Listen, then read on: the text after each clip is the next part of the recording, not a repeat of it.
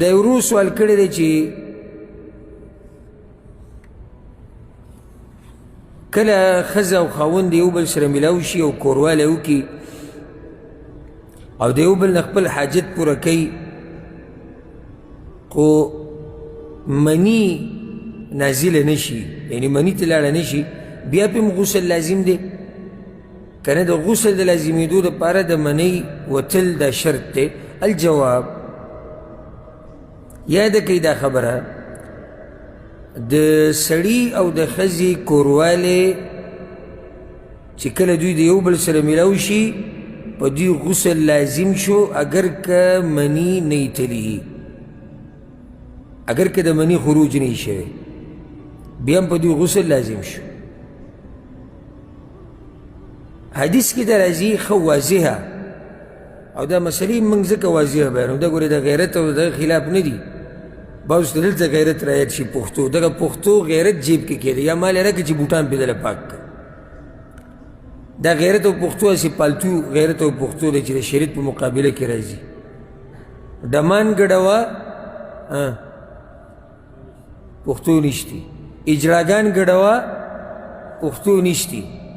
ښه سپا اعلانونه کوه چې موږ مرکزي کولاو د ډمتوب دپاره پښتو نشتی سود خوره پښتو نشتی د ګاونډي زنانه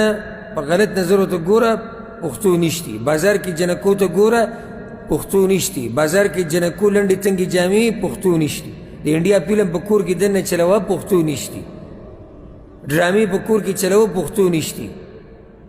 د ښځې لنډې تنګې جامې په کور کې دننه پښتو نشتی د پردو په مخ کې کنځلې کوه په کور کې د وړو په مخ کې د ښځې په مخ کې د مور پلار په مخ کې پښتو نشتی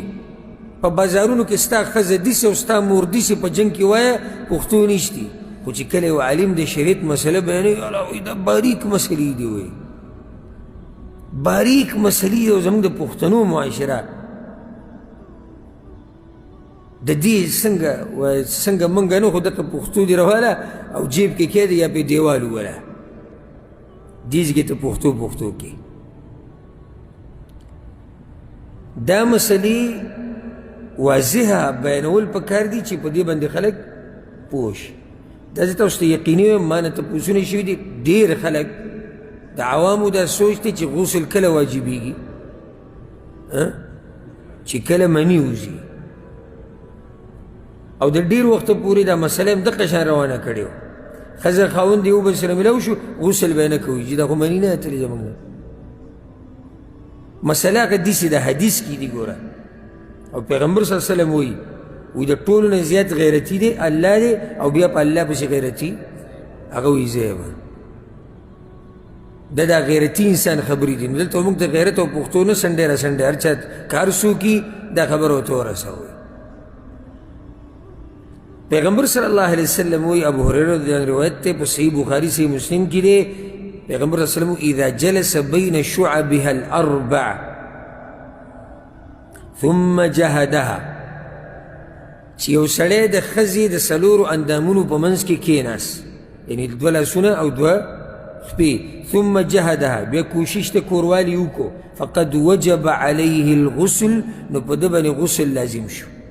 د امام مسلم پر روایت کې خو سره دې څخه واضح راځي وان لم ينزل اگر که مني تې نه یې تلي بیا پې هم غسل لازم شو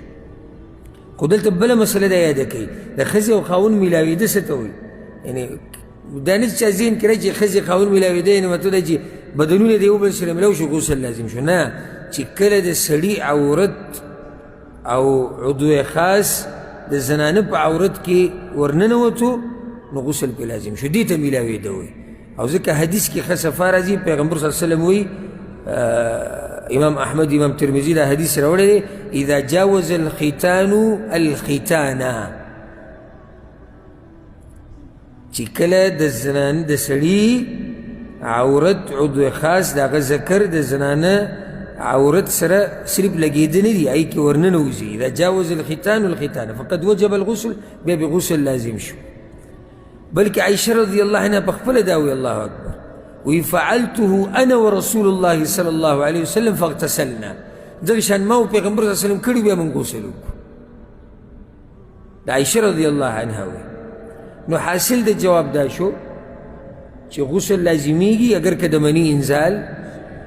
منی انزال نه شوی د منی د انزال داسې شرط نه دی د غسل دپاره والله اعلم